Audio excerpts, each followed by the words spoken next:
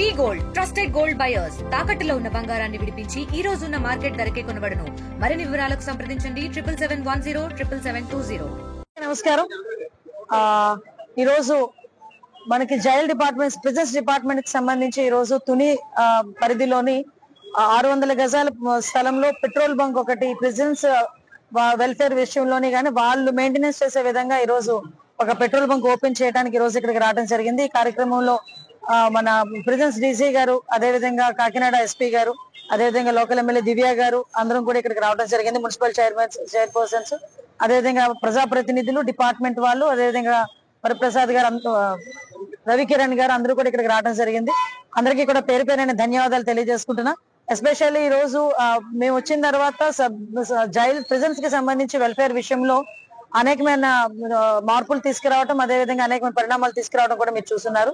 Around మనకి రాజమండ్రికి సంబంధించిన పరిధిలోని ఇంచుమించుగా 4 పెట్రోల్ బంకులు ఈ రోజు ఏర్పాటు చేయడం జరిగింది. 3 రాజమండ్రిలో, అది కూడా నేను ఒకసారి వెళ్ళి ఓపెన్ చేశాను. అవన్నీ కూడా ప్రిజన్స్ లోని ఎవరైతే ఉన్నారో వాళ్ళు ప్రిజనర్స్ ఎవరైతే ఉన్నారో వాళ్ళు మెయింటెనెన్స్ తోనే జరిగే కార్యక్రమం ఇది.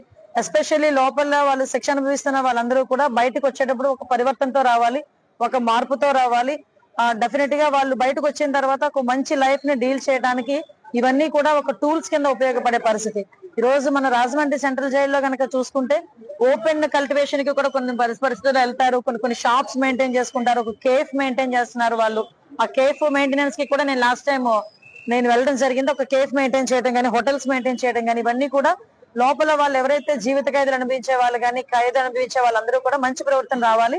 రేపు పొద్దున వాళ్ళు శిక్ష అయిపోయిన తర్వాత పూర్తయి బయటకు వెళ్ళిన తర్వాత కూడా వాళ్ళు ఒక మంచి లైఫ్ డీల్ చేయాలనే ఉద్దేశంతో గవర్నమెంట్ తీసుకునే నిర్ణయం. అదేవిధంగా ప్రతి చోట కూడా ఎక్కడ కూడా లా అండ్ ఆర్డర్ కి ఇబ్బంది లేకుండా అన్ని కాన్స్టిట్యున్సీ పరిధిలోని కూడా సీసీ కెమెరాస్ ఏర్పాటు చేయడానికి కూడా ఈరోజు కంకణం కట్టుకున్నాం. అదేవిధంగా సెంట్రల్ జైల్స్ లోని కూడా లాస్ట్ 5 సంవత్సరాలు ఈవెన్ ప్రిజన్స్ లో కూడా సీసీ కెమెరాలు పనిచేయని పరిస్థితిలో ఈ రోజు మళ్ళా మేము ఎన్డీఏ కూటమి వచ్చిన తర్వాత అన్ని చోట్ల కూడా సర్వేలెన్సెస్ ఉండాలనే ఉద్దేశంతో ఆఖరి ప్రిజన్స్, అదేవిధంగా మాక్సిమం విలేజ్ వైజ్ గా కూడా సీసీ కెమెరాలు పెట్టేదానికి మేము ముందుకెళ్తున్నాం.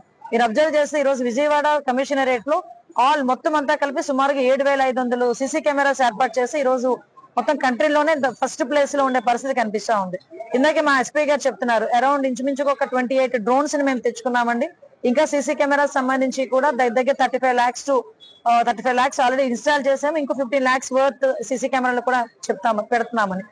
ఓవరాల్ గా 1,00,000 సీసీ కెమెరాలు ధ్యేయంగా ఈ రోజు మేము పనిచేస్తున్నాం. ఓవరాల్ గా నాకు తెలిసి ఇంచుమించుగా ఒక 60% కంప్లీట్ అయినాయి.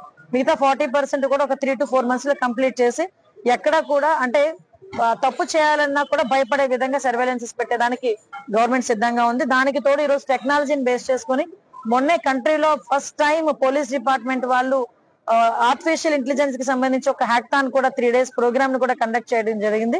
ఇది కంట్రీలోనే ఫస్ట్ మన ఆంధ్ర పోలీసే చేయడం కూడా జరిగింది. దానికి కూడా గర్వంగా చెప్తూ టెక్నాలజీని బేస్ చేసుకుని రాబోయే కాలంలో కూడా ఎక్కడ కూడా లా అండ్ ఆర్డర్ విషయంలో ఎక్కడ కూడా ఎటువంటి ఇబ్బంది లేకుండా చూసుకుంటామని మీ అందరికీ కూడా తెలియజేస్తాం.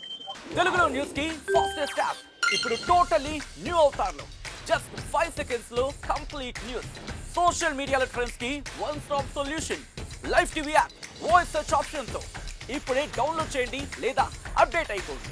యాప్ లింక్ డిస్క్రిప్షన్ లో ఉంది.